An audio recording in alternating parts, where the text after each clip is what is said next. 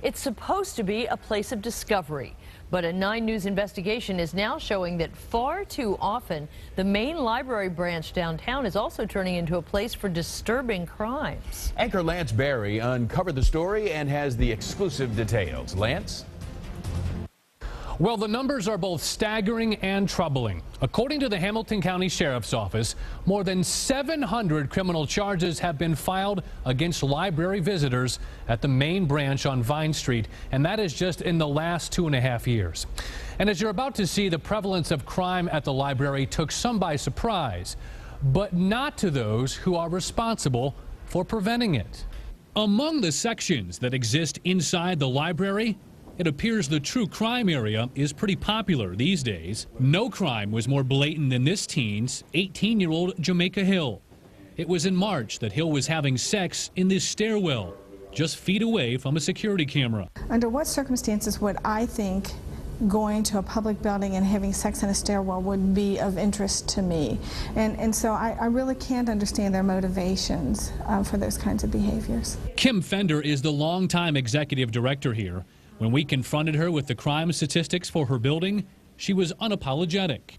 Every library I've ever worked in has had similar behaviors. Let's take a closer look at some of those behaviors in recent months. Earlier this year, this man, armed with knives, allegedly peeping inside a women's restroom. It's very difficult to police bathrooms. But if you look around, you won't find any metal detectors here either. The number of visits that we have, it would simply not be possible to do that. And the crimes go on. Last summer, this man allegedly found to be urinating on books.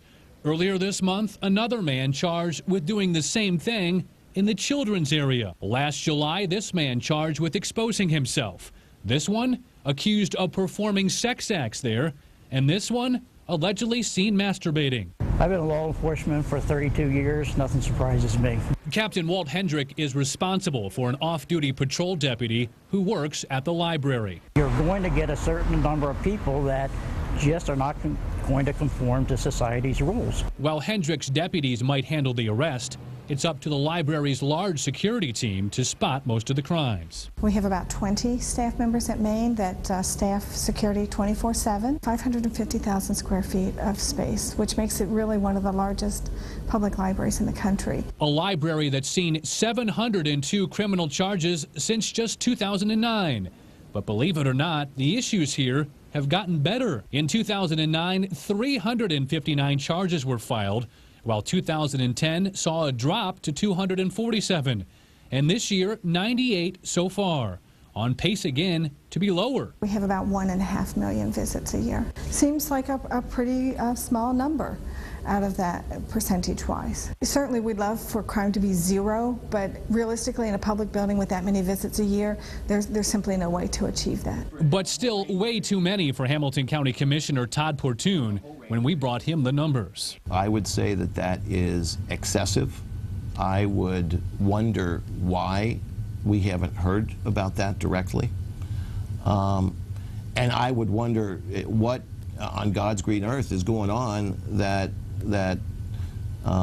steps are not being taken to address it directly or effectively. Portune's thoughts are shared by fellow Commissioner Chris Monzel, who first started seeing issues at the library when he was still on Cincinnati City Council. It's very concerning. I have not heard those stories myself, but when you do hear them, it gives you, great pause to say something's wrong. But the county pays nothing for the library. Neither does the city. It's funded 2/3 by the state and the last 1/3 by a county property tax levy that was approved by voters in 2009. If you're not shocked by these crime numbers, you might be by this: porn. And plenty of it. That is legally protected speech for adults. We have computers where filters can be turned off, but our policy does say that you should be looking at things that are only appropriate in a public area. But in just a few minutes of filming inside the library, we saw this man blatantly looking at hardcore images. This policy has been in place for about 12 years now and has been trouble-free. It's been trouble-free for that long? Absolutely trouble-free. Besides the alleged criminals themselves, Fender says another group deserves some of the blame for the crime spree. We do. I think that the media's desire to sensationalize certain crimes actually draws people who want to perform those types of activities to the library. A large percentage of those who commit those crimes appear to be homeless. The library says nothing can be done about keeping the homeless out of there because they're entitled to be there just like anyone else.